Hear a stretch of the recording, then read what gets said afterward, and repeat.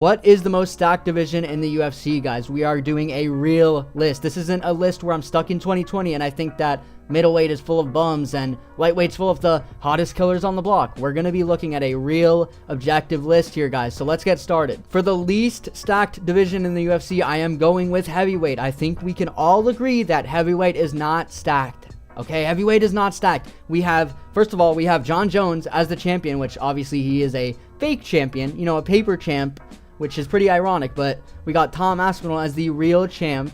And Tom Aspinall, you know, he's a guy who is probably not going to fucking lose to any of these other guys. Maybe we got Cyril Gane in there, and outside of like the top three at this point, and you guys are going to say, no, what are you talking about? Sergey Pavlovich and Curtis Blades. Blades is not a threat to anybody. I'm sorry to tell you that. He loses in big fights. Pavlovich has been exposed at this point, and Volkov has lost to these guys. I mean, dude, who is there? Who is there? Cyril Gane is a duck. Guarantee you he would lose to Tom Aspinall. There's not many people. And then you drop here, it's just fucking blobs. It's a blob fest when you get outside of the top five. And even the top five is extremely overrated in my eyes. So I rightfully can't put heavyweight anywhere besides the last spot. So let's just move on to the next guys. The next division is light heavyweight. Okay, I think we all see this. You know, we've all heard this before. But light heavyweight is pretty fucking unstacked. It is pretty unstacked. There's not many guys here. You know, you got, obviously you got Alex, Yuri, Magomed. Like, it does sound stacked, right? It does sound stacked when it's only the top five. But when you get out of that, it really isn't that competitive. There's not really too many guys. So sure, there's a couple guys like fucking Yuri, obviously. And you got maybe Rakic in there. You got like Jan Blachowicz. But the problem is these guys are also getting old. Like Jan Blachowicz isn't going to be there. Fucking Alex isn't going to be here for too long, you know, unless, don't get me wrong, he might stay here for a while. But I'm saying I don't think he's going to be here for too long. So realistically, I don't think light heavyweight's that stacked. Okay, it's kind of just guys who are trying to beat Alex and they really seem to not be able to beat him. So I don't know. I can't put light heavyweight as one of the most stacked lists, especially when you got guys like fucking Anthony Smith still being ranked, and you know, all of these fucking Dominic Reyes, bro. Like, Reyes is still in there. I mean, don't get me wrong, Reyes might actually come back. You never know. He might come back. He might just develop a chin out of nowhere. But, dude, you got Khalil Roundtree fighting for a title shot right now. I mean, in reality, it's still, even though it is the second most, like, or the second least stacked division, there still are some pretty good fighters here. So, you know, it's not, just because you're not stacked doesn't mean you're not a good division. But in reality, I mean, this isn't that stacked of a division, is it? So let's move on to the next one. This one I feel like could be controversial, but I got Flyweight as the third least stacked division because I know hardcores love to talk about how Flyweight is the most stacked division. Anyone could be champ at any moment, and oh my god, it's such a stacked division. Bro, it is not. It takes two good fights to fight for a title in this fucking division. We literally saw Steve Erceg fighting for a title.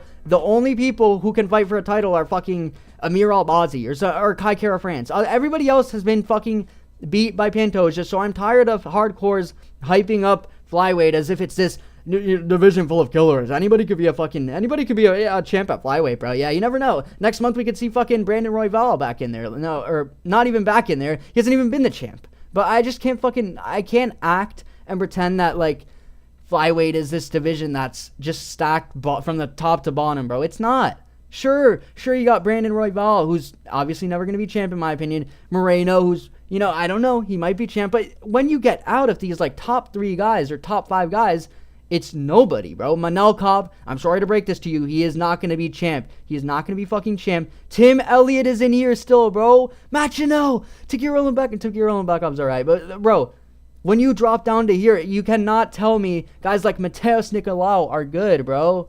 They're never going to be champ. They are not even like, it's not a division full of killers like people love to hype it up. Hardcores just love to talk about how fucking stacked this division is. I'm sorry, but looking at it objectively, it is not. It's not that crazy of a division. So let's just get past it and let's fucking use our critical thinking to realize, oh, we got Tim Elliott in there. We got fucking Nicolau in there still. Perez, Alex Perez, bro. Are you fucking kidding me? Alex Perez is in there still, bro. Like, I know these guys are good, but they're good to the point where they're like gatekeepers. You got too many gatekeepers in the division, bro. When there's too many gatekeepers in that top 10 area, you know that it's not necessarily the most stacked division. So And speaking of that, let's move on to the next division, actually. Let's fucking move on to the next division, which is welterweight, another division that is full of these kind of gatekeepers like Jeff Neal, fucking, who am I thinking of? Neil Magny, bro. I know Neil Magny's like top 15, but still, bro, he's in there. Luke, I mean, look at this, bro. It's just full of Thompson, bro, Wonder Boy. Like, dude, when you look at it, I know people love to say welterweight has all these prospects. I fucking hate welterweight, bro. It's my least favorite division. And I think that putting it as the 4th least stacked division, this is kind of in the middle, right? That's honestly being respectful because, dude, half of these people are like 53 years old, bro. Like, Leon is 33, which I mean is like considered your prime. But then you got Bilal as the champ, 35, right? Usman, fucking 53 years old. Covington, bro, Burns, all of these people are just old as fuck. And I'm filming this before the Brady versus Burns fight night, but still, bro, like, this isn't a stacked division. I'm sorry to tell you that. It's really just Shavkat and fucking Bilal. Like, Shavkat and Bilal are realistically the guys who could be champ. You can maybe see JDM, but I don't know. I feel like JDM's not at that point yet where he could be champ. But, dude, I'm not going to be one of these guys who's going to glaze welterweight and say, man, it's full of prospects, full of killers coming up, dude. You really got to look outside of that top 15. That's where all of these guys are. I haven't seen these guys face anybody, okay? That's another thing that I do want to say about these rankings is, I'm sorry, I'm not going to look at the top 15 necessarily. Like, guys like Peyton Talbot, Peyton Talbot for Bantamweight. I'm not going to consider him necessarily when I'm ranking Bantamweight because we really haven't seen him against guys other than the other prospects there. Like, obviously, we saw him against Cameron Simon, who was hyped up as a good prospect, and he did fucking destroy Cameron Simon. But I'm sorry, until I see them in the top 15, I'm not going to necessarily consider them, okay? So same thing here with welterweight. I'm not going to consider these fucking guys outside of the rankings who, dude, he's a fucking killer. You got to put him in here, bro. I'm not going to consider him. I'm looking at the top 15 right now. Who could compete for a title? Who really is a competitor? And I'm sorry, but it's a mid-division. It is a mid-division with old people in there. So that's it for fucking welterweight. Let's move on to the next one. All right, so we're finally making our way towards the more stacked divisions. Here we got featherweight. Now, the only problem I'll say with featherweight is you got guys like Ilya, who I'm sorry, I personally don't think is going to lose to anybody. But even if you think, oh, Ilya's going to lose to Max, well, then who the fuck's going to beat Max? Volk, maybe? Well, then who the fuck's going to beat Volk? It's this trifecta. It's the 3 guys at the top are holding down the division, and these other guys, sure, they can look as good as you want them to, but they will never get the belt. But we do got to consider that they are good competitors. Like, when you look out here, you got Ortega, Rodriguez, fucking Arnold Allen, Evloev, Emmett, I don't know, we could probably skip past Emmett. He's a good fighter, but he's more of like a gatekeeper, right? Then you got fucking Aljo, Lerone Murphy's coming up. Obviously, Diego Lopez, everyone loves to hype up, who I think is going to lose to Ortega, but, whatever, you can still hype him up. It is a stacked division, right? This isn't as egregious as, like, welterweight, where you got fucking Wonderboy, who's still 55 years old, being ranked, and, granted, Wonderboy is obviously a very good striker and a fucking elite still, but, dude, it's just, the problem is, like, guys like Neil Magny and Jeff Neal, these aren't at the same level as, like, Bryce Mitchell. Even Bryce Mitchell's pretty good, like in all comparison. In comparison to these guys, I mean, I just think that featherweight, I know it's not the most stacked division, but it's definitely more stacked than these other divisions. I could say it's top heavy, but it really isn't that top heavy. Because look, I mean, dude, we still have some decent competitors up here and some decent prospects who are in the top 15. These aren't prospects who are ranked fucking out of the rankings, and we've never seen them fight a ranked guy, so how could we know what they look like? But we have seen guys like Lerone Murphy make their way into the top 15 and look decent, so I think that featherweight is actually making its way towards being more of a stacked division, but as long as we have guys like Ilya and Max and Volk, it's not going to be too stacked because you know that those guys are always going to be the champ, most likely, okay? Let's move on to the next guys. All right, lightweight's kind of a similar situation to featherweight, and I honestly have lightweight and featherweight tied right now, but I'm going to give lightweight the bump just because of the guys in the top 15. But, dude, realistically, who's going to beat Islam? I'm sorry if you think Arman's a good test for Islam. He's not. I'm going to tell you right now, Arman is not going to beat Islam. But even if you think so, who's going to beat Arman then? Who's going to beat Arman? And I just, dude, I can't realistically give this to, I can't say that it's like the most stacked division just because it's always been hyped up as, the star-studded division with the fucking biggest killers. It's not that anymore. It's still a good division, but dude, you've always had Islam dominating. You had Oliveira dominating. You had fucking Habib dominating before that. Like, bro, it's always going to have the one dominant champion, and then it's going to have a bunch of killers below who just fight each other. I mean, like, Dustin, he's always fighting Michael Chandler. He's always fighting Justin Gaethje. He's always in the same fights. And the way that that Dustin, Justin, and fucking Chandler have earned their top 5 spots is by fighting each other. And I have to point that out. All they do is fucking fight each other. So, realistically, when you have these guys fighting each other, I mean, you don't know if they're really even top 5 material anymore. But I do think that Dustin is obviously good. And I think Justin Gaethje is very overrated, in my opinion, guys. I'm going to make a separate video on that. But I don't know. It's still a good division because you do have these, you know, these killers. Like, you still have Oliveira in here. You still have Sarukian. You know, Sarukian is a good fighter. He's a good fighter. Gaethje, I don't know about Gaethje, guys. I'd honestly pick Dan Hooker to beat him. But you do have Dan Hooker in the top 5, so you got to look at that. You have Poirier. And also, another thing I want to say is Max Holloway is carrying right now. He is carrying this and adding it, or making it above featherweight. Because I would have featherweight above this division if it weren't for Max Holloway technically being in lightweight. And I don't know why the fuck he's ranked at number 9 in lightweight, which makes no sense whatsoever. But, you know, he's still at lightweight. So we're gonna consider that. And then you got some good prospects in here. I actually think Paddy Pimblett, he's fucking... Bro, why is my screen not showing Paddy Pimblett? All right, Paddy Pimblett's there. I think Paddy Pimblett's a very good prospect. Yet Jalen Turner is not top 15 material. RDA, so you do got some old heads, but you do got some good prospects as well. Like BSD, good prospect. Moicano is also underrated. I do think Moicano is very underrated. Fiziev, you know, the Fiziev project did fail, so we don't really know about Fiziev, honestly. But Gamrot, he's all right. Beneil, I think anybody could fucking beat him out of here, you know. I'd pick Paddy to beat Beneil. I'd pick Benoit to beat Beneil. Chandler shouldn't be in there. So it is kind of similar to featherweight, where there are some guys who you kind of, you know, you scoff at. Like Michael Chandler could be like a Josh Emmett almost in there, but they're on a similar level, and I'd say they're about tied. But just because lightweight does have Max Holloway here, I'm gonna put it above featherweight. But yeah, let's move on to the next division. So our second to last division is bantamweight. Okay, so bantamweight, I know a lot of people think it's the most stacked, but guys, I just think that I guess I should also talk about middleweight, but I'll wait for middleweight. I guess this did reveal that middleweight is the most stacked division, but I'm going to talk about bantamweight now. So bantamweight, you know, obviously you got Sean, who I think is probably going to beat Merab. But realistically, when you look at it, when you look at just the championship picture, people love to hype it up as if anybody at bantamweight could be the champ, bro. It's just about making the matchup. I'm sorry to tell you this, but Corey Sandhagen, who everybody thought was going to be, you know, champion material, he's just there. He's right there, bro. He's up for grabs for the fucking belt. He's never going to be champ. Corey Sandhagen, never going to be champ. He's never going to beat O'Malley. O'Malley versus him isn't going to be some beautiful striking matchup. Corey Sandhagen's going to be shooting against Sean O'Malley 100%. And I'm not a Sean O'Malley glazer. I just think Corey Sandhagen is overrated, okay? He is a good fighter, but he's not the best striker. He's not one of these elite strikers like people love to hype him up as.